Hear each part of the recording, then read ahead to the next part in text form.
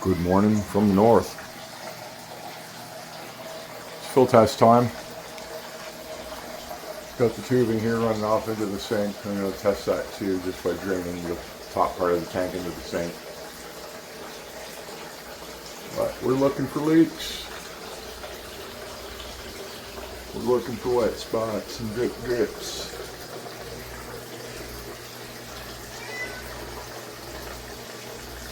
So far, so good. So far, so good. Of course, I don't want to jinx it. But we ain't seeing any leaks or puddles yet. And we're quarter full. Oh, no, that's yeah, so far, so good. Well, it's full and it's holding, so I think we're good. I'm going to drain it, gravel back whatever remaining dirt might be on the bottom, and I'll get some barrel water in there. It was making some noise. I don't know if it'll do it right now.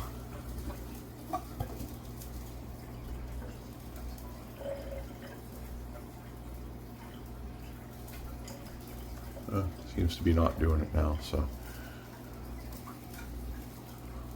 turn that off. It's making a suction noise, but that's because the pipe is not underwater. Right now it's in my sink, so yeah, I'm gonna get that in the tank. I'm gonna get this drained. I'm gonna get it filled with barrel water. I'm gonna prime it, and we're gonna turn it all on.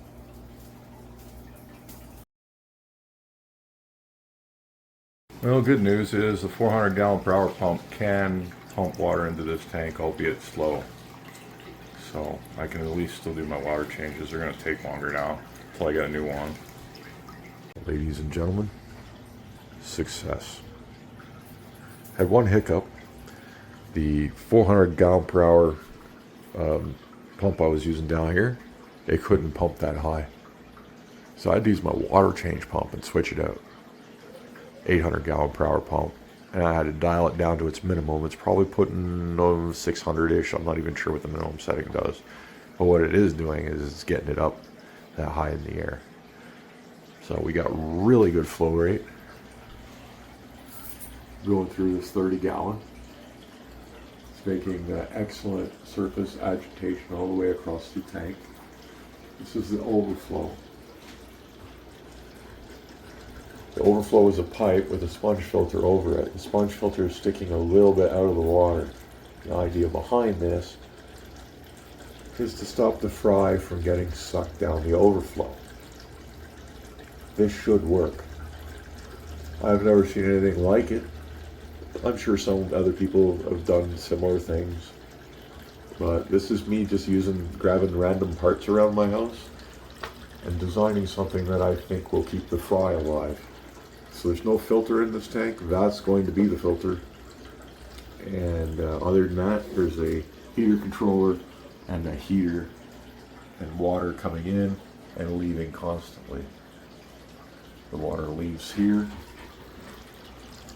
travels down this pipe, goes into the tank. There's a little loop-de-loop, and I send it up because there's some air. It sucks air. We get air bubbles, so why not use it like that to create good old surface agitation. That's right, folks, we want surface agitation. And then that water overflows here through this overflow down into the 90 gallons sump, which is through the pipes back there into here. As you can see, that's where the water's flowing out from both those tanks through that big gray, it's actually a vacuum cleaner hose I repurposed, into the sump.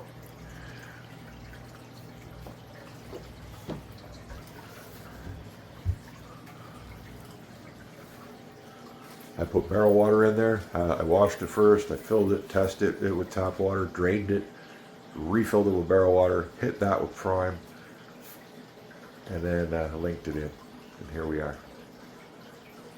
rocking the wool. So the flow rate in this tank has also increased because I got a bigger pump on it. It's probably a good thing. I just thought that might be too much, but apparently, I'm guessing it's 600. But those little dials take from 800 down to what? You know what I mean? So they don't really reduce it that much. So, I don't know what's going through here right now, but it's stable. Water levels are all holding. And these three tanks are acting like one organism. They are sharing their water, sharing their heaters, and all sharing the over-filtered 90-gallon tanks filters. Will this crash my whole system? Potentially. It's kind of a big change. First I added the 65. I waited a week. I let the system get used to the extra volume. Now I tacked in the 30. Wish me luck. Sometimes you make big changes, you kill all your fish. So, but I don't think this could kill my fish. I could be wrong. What do you think? You think I'll be okay?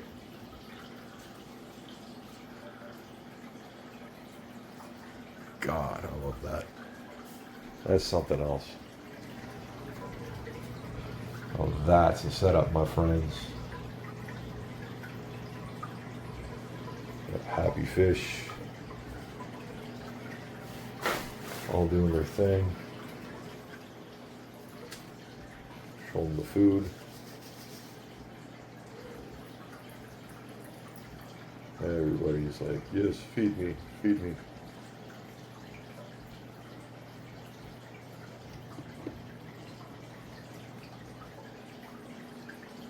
I start seeing them dance.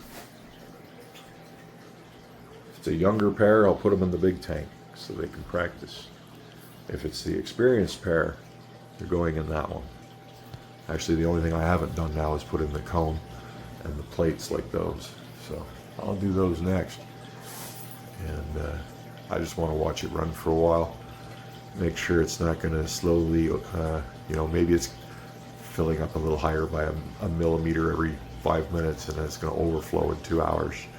I doubt it. You know what I mean? You got to keep your eye on something when you first do it. But damn, that's a fine breeding station right there.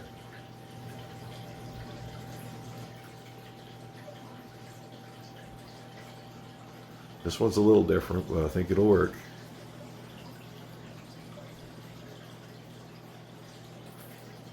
And then we got the main tank. Now we're up to, I believe it's 210. Well, let me see. 90.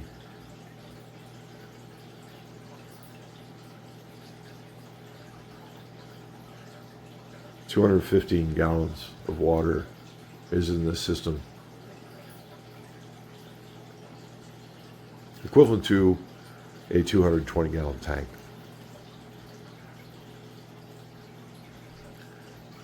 Thanks for watching. Stay tuned. We have multiple pairs going in a little while. It's going to get exciting. Well, I had to let you see it with the cone in. Full effect. Here it is. Oh yeah. Oh yeah.